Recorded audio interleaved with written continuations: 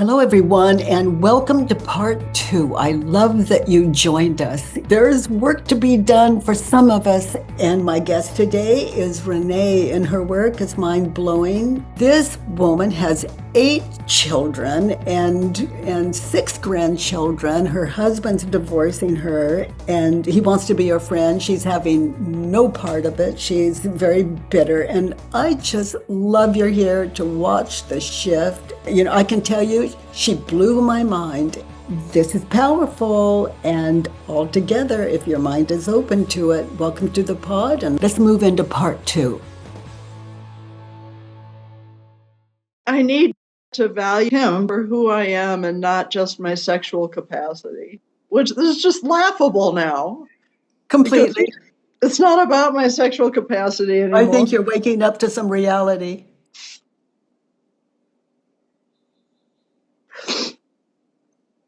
He wants to be my friend, and I've rejected that. Well, but I could be his friend. Yeah, you are.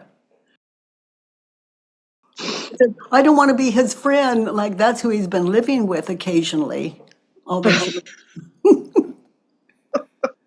with 8 kids, please forgive yourself. Oh, God.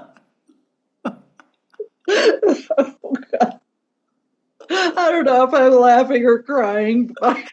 Well, a little, we start tapping into a little reality. It does, we start experiencing, not a little gratitude and a whole lot of freedom. It's all so absurd. So, how would you turn that around? I need him to value me for who I am. Oh yeah, I need to value him for who he is. Okay. Just let him be who he is. Okay, so let's do that now. So give me one of the values. He's a very kind man with a lot of integrity. So feel that. That's your guy. Yeah. He's going to be your guy, not your husband. I know, it your makes guy. me want him. Shit. He's not going to be your husband. He's just going to always be there. The reason I say that is all the kids and grandkids. And there's something about you, he really not just loved, but still does. That doesn't move. He wants to be your friend. You need him to value you for who you are. Is it true?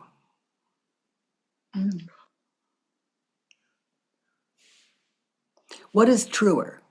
Here's another turnaround. I need me to value me for who I am. So give me an example of your time living with him, the values for who you are in that relationship.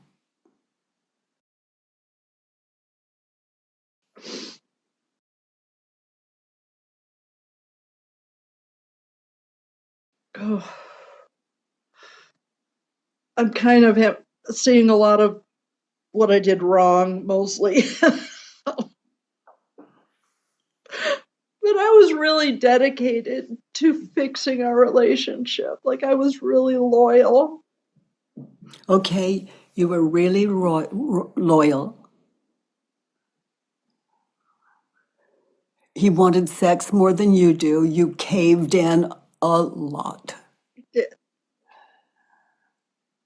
So that value is you would go to any length to be who he wanted you to be.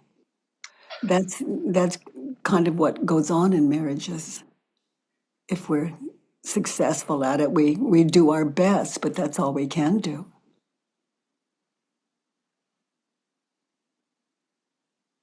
God, there's 8 years of pregnancy there. And then there's raising them. And you are having trouble giving me values of who you are.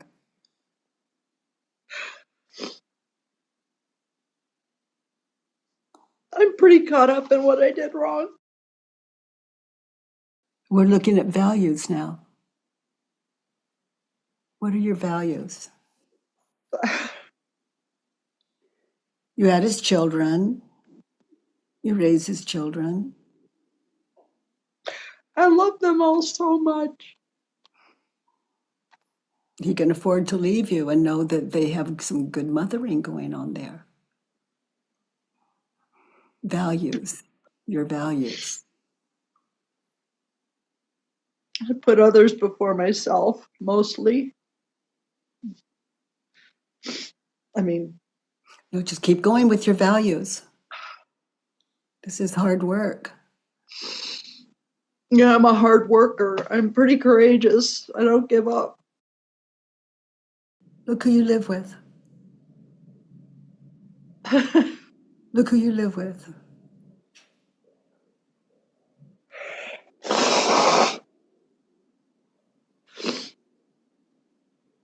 Keep going.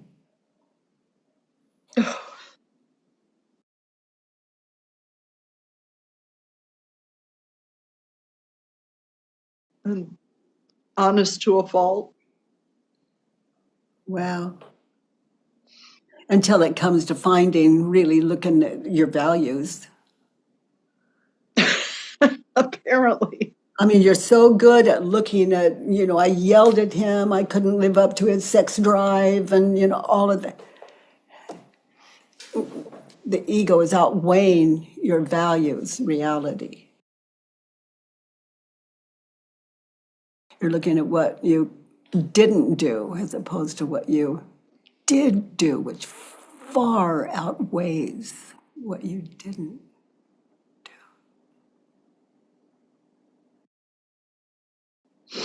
And these are things he is very well aware of. He wants to be your friend. You need him to value you. Is it true?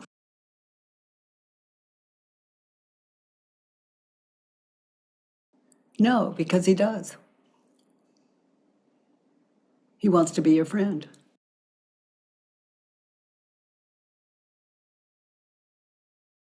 I mean, just imagine that. He wants to be your friend. And you don't have to have sex with him. I know. It's great, right? What's the problem? It's a big deal. So you have him as a friend, no more disappointing him in the sex arena.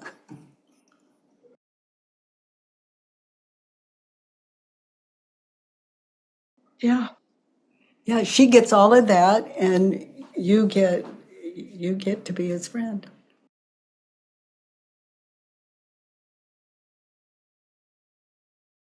I probably should do another worksheet on being jealous that she's Oh, she's always going to be a sex addict in your head or something close to it. She's always going to be prettier. She's always going to be maybe younger. She's always going to just be so cute and just so, and she's giving, if you really love him, she's giving him everything you wanted to give him.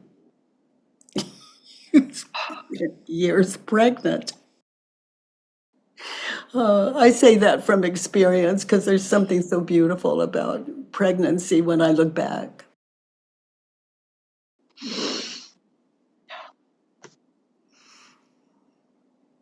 wow.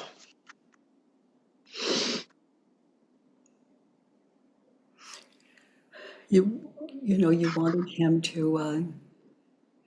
wanted him to have the sex that he required, not just feeling guilty when you couldn't and caving in and living that way.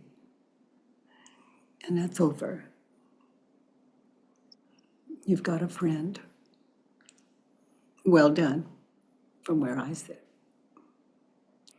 Look at you, generous to a fault.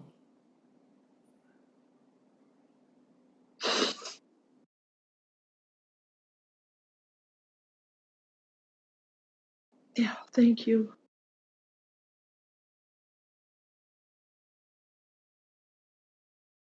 I want you to see why he would want you to be his friend. I want you to see how he values you.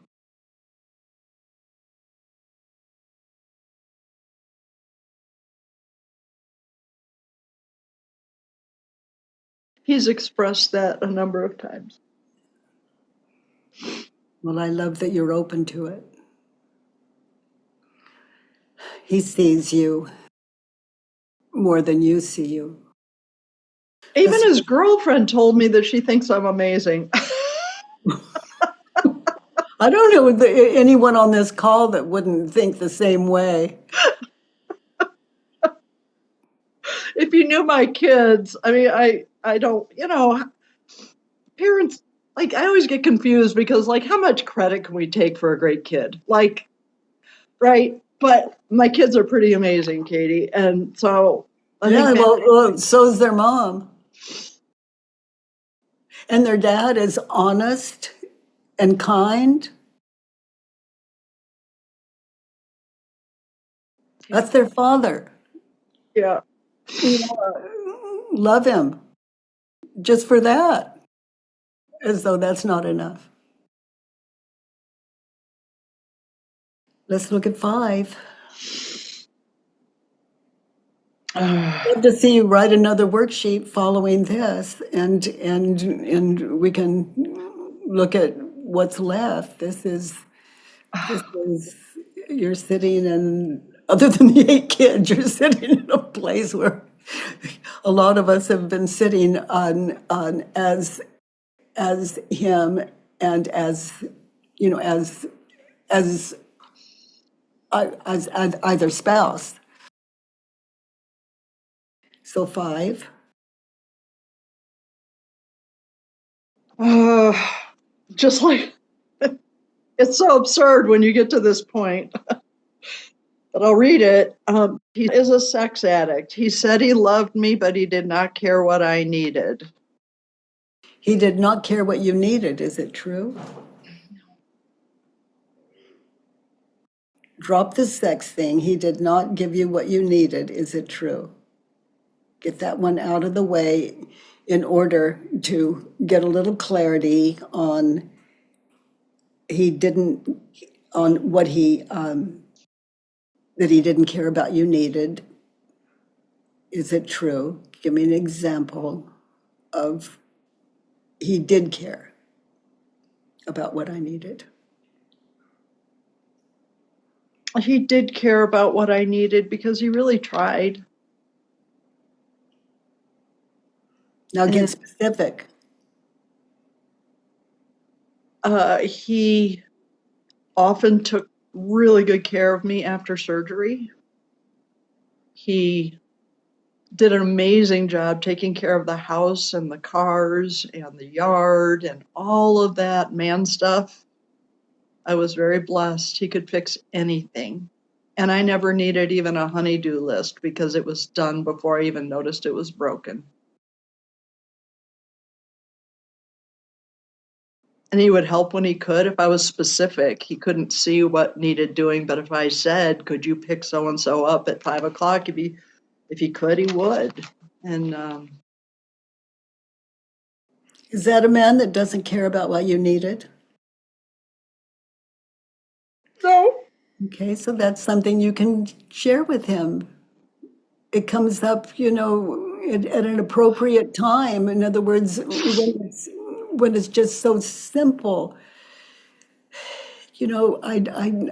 I love, the way you always are. You're just right there when I see if he's your friend, that's not going to change. Good to have a friend.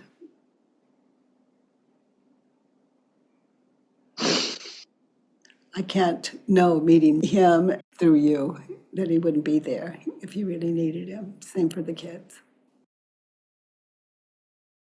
it's true. And you don't have to live with him. Yeah.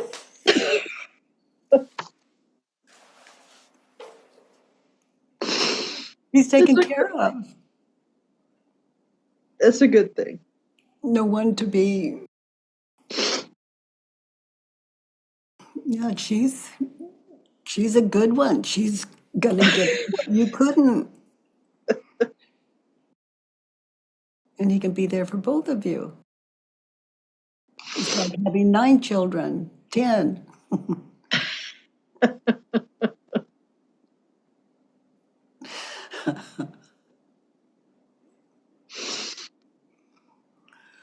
That's true.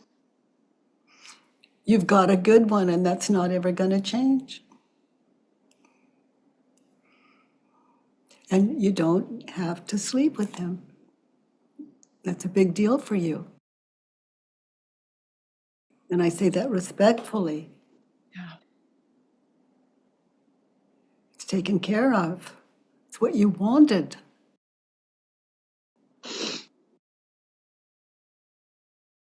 It's what you wanted for him. And did everything you could to go beyond that and have sex with him. Did. You know, not right or wrong. It's just look at you.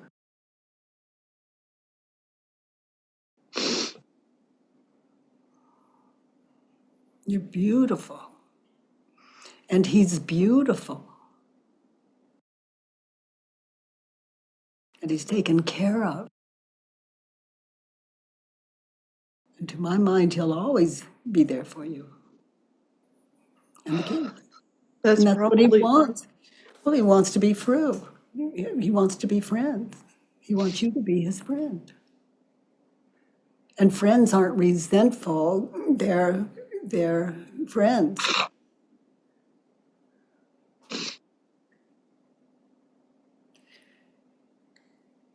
He didn't care about what you needed. Is it true? Turned around. I didn't care about what I.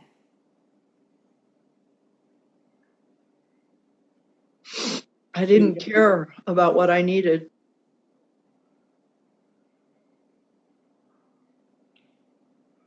Look at that pattern.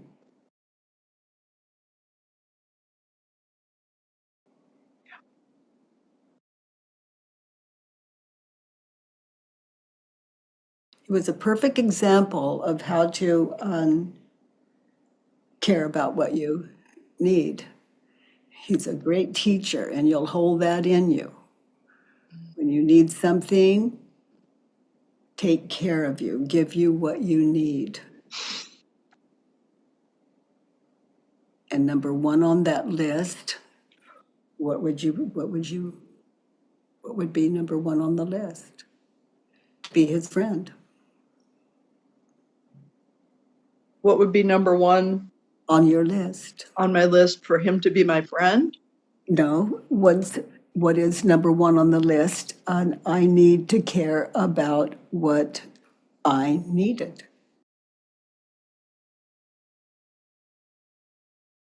Right.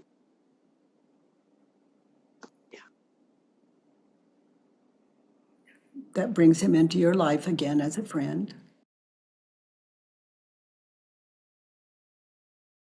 I really miss his friendship. That would be great. Yeah, and that would be something to share with him. Thank you for asking me to be your friend. I really need that. And I love you for that.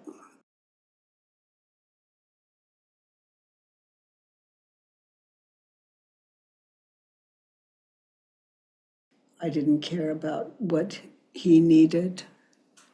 This is what he needs now. And to be your friend is on that list.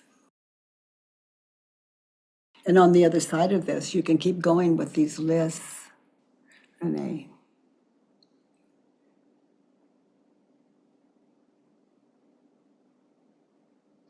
All of you, that are sitting in on this is just so close to this. There's just so much I could say of my personal experience, and the divorce it just there were times it just killed me.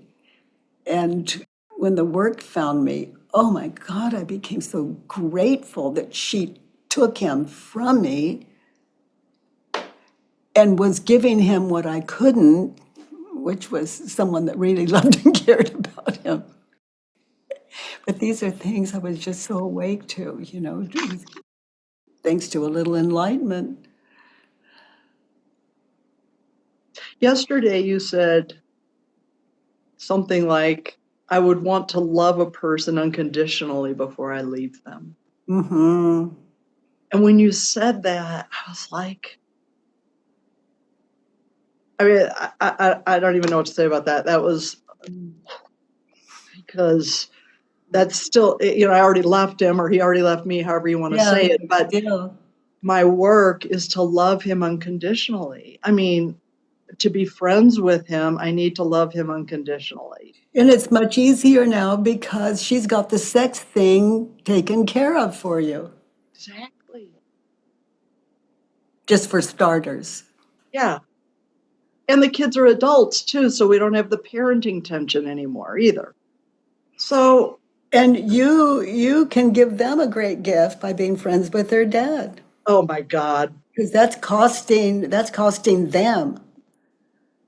that's been very painful, and it's been mostly my fault, what's happened to my family. Yeah.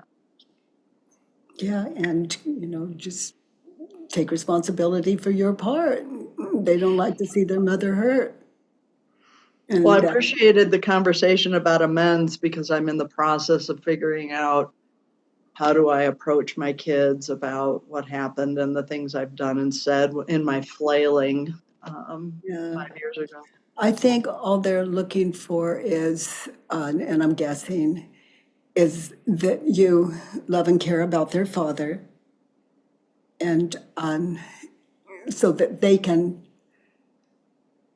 when they come to you, they can tell you everything that they experienced while they were with their dad. And they can take all that to a mother that isn't hurt or fragile, or they don't have to be careful. They can trust you to be their mom, just like you always were, happy for them because you're Yes. because you're a true friend to their dad and grateful to his wife. I think you hit the nail on the head without even knowing our specific story other than this last half hour. I mean, it's exactly true, Katie. That's exactly right. And we're talking about kids in their 20s and 30s. You know, Yeah, yeah. this is what they need from me. Oh, yeah. They need their mom back.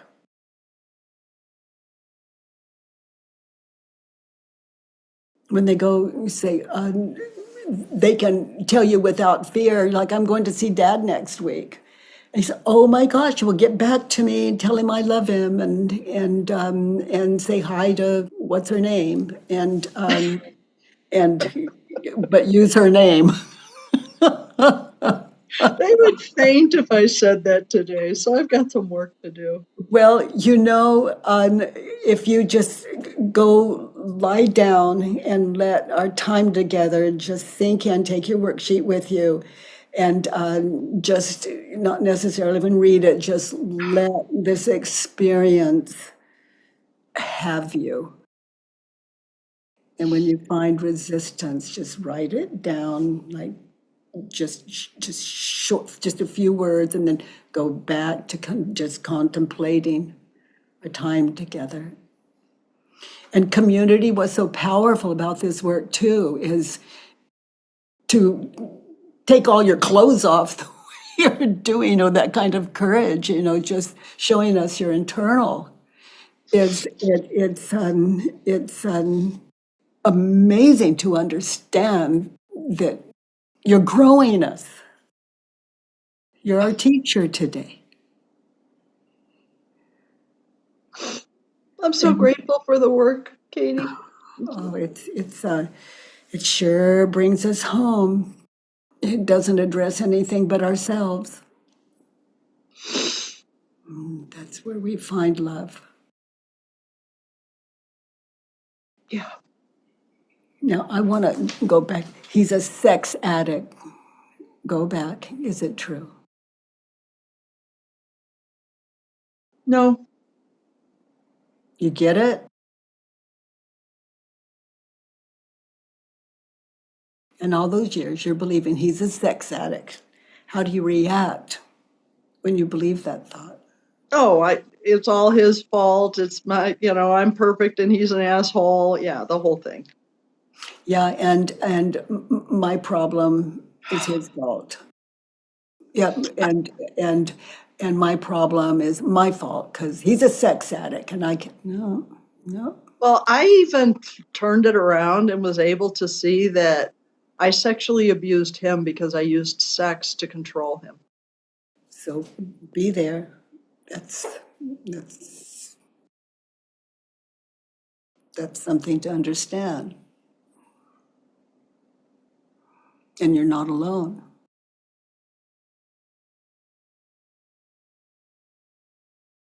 I did the best I could. I didn't know. When you consider what you're thinking and believing, did you have a choice?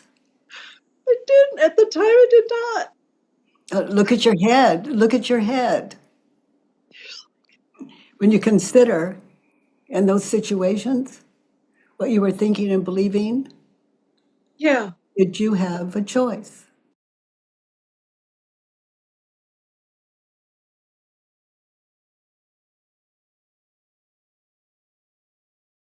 I mean, existentially, I feel like we always have a choice. But if I look at Yeah, but what, that's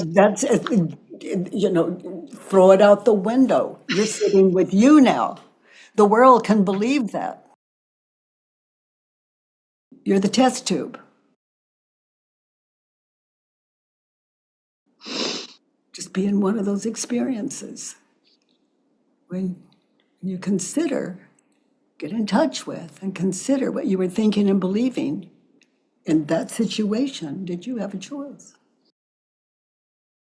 well, it might be relevant. No, I did not have a choice. It might also be relevant to add the admission that I was alcoholic. I am alcoholic. I'm sober, but at the time I was drinking. So I was so unaware of what I was doing. It didn't feel like choice at all. I was just flailing, just flailing. All these little kids and all these demands, and oh my God. Well, when you consider what you were thinking and believing, I mean, did you have a choice when you picked up the bottle or the can or the pill or It whatever was, it was? it was survival. I was raised by two alcoholics, so that's how you get by. That's how you survive. We're whacked. And then add alcohol. Yikes. Over. I Yeah, mean, that's a miracle to you even know, be sitting here. so you've just got a hangover. You're drunk with your thinking, and Exactly. that's what makes an alcoholic. Exactly. With your drinking, drunk with your thinking, and the alcohol is gone now, and you're still drunk with your thinking. So what we're doing here together is witnessing sobriety, sober. He's your friend. He is not a sex addict. He wanted sex more than you did, and you might look at how much of that was a part of your alcoholism, not being able to give back to him, to give to him what he wanted as a good wife. For sure. Yeah. And,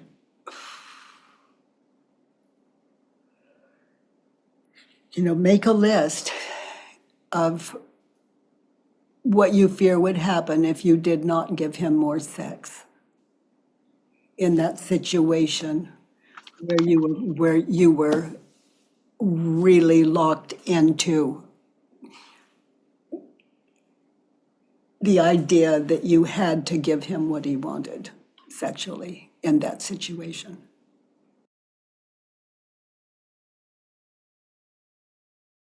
And you'll notice what you were thinking and believing is alcoholism.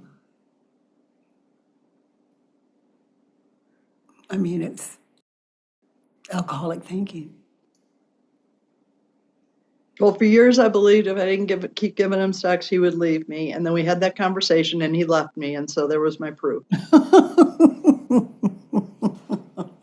Well, that's like saying, I just want to share with you, honey, I never loved you and the sex was fake. I wonder why he left. All those years. It's like, yikes, who was I living with? Yeah. And he was there through thick and thin, obviously, too.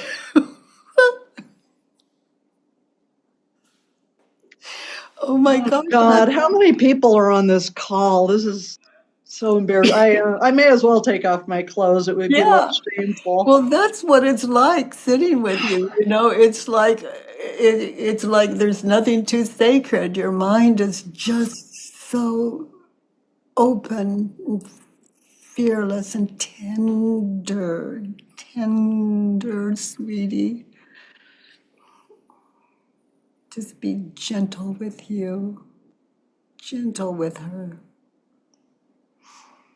Do your work. Boy. He didn't care about what you needed, is it true? No. No, he's a sex addict. Turn it around. I am. Well, I'm not a sex addict, but I use sex. Ponder it. I use. There it is. Yeah, addicted to living out of your nose as though they were a yes. Say that again? Inside of you, he wanted sex and you were a no. So you were living life out of your no.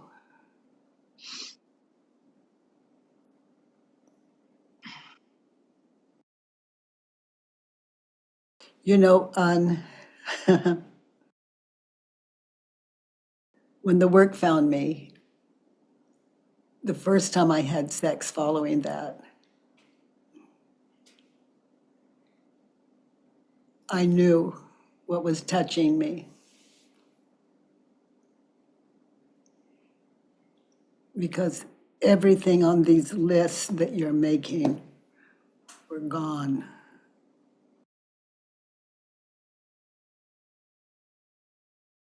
And there wasn't one touch I didn't feel.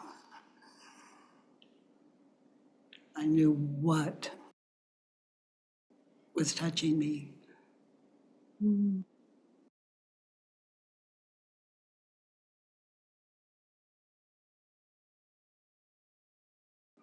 And you'll always have that, in your work when you go back, an appreciation for the love you did share, because you've questioned so many thoughts, it becomes available to you. Yeah. It was often something beautiful. It was. Yeah. He did not care about what you needed. Turned around, I didn't care about what I needed. I was living out of my nose.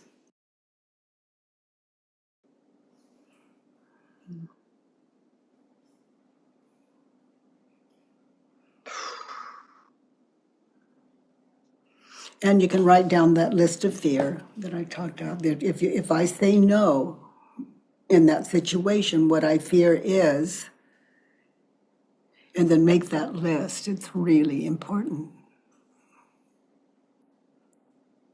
Okay. Really, beyond sex, you'll see a pattern in your life that Yeah. it will help you get to know you, not the ego trapped in you to kind of place it that way. Let's look at 6. God, I thought we were done. Oh, gosh.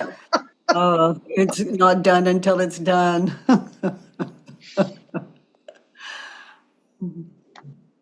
I don't ever want to be rejected and replaced.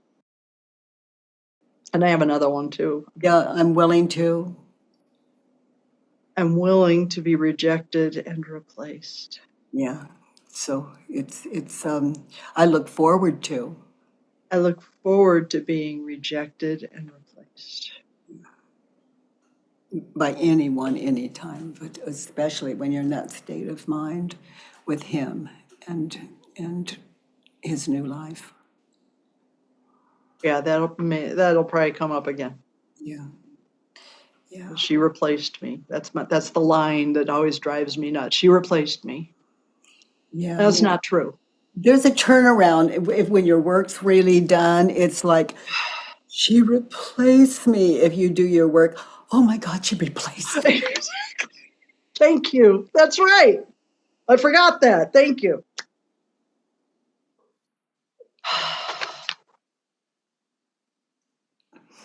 I got to practice that. And when you get the best of him, he wants to be your friend.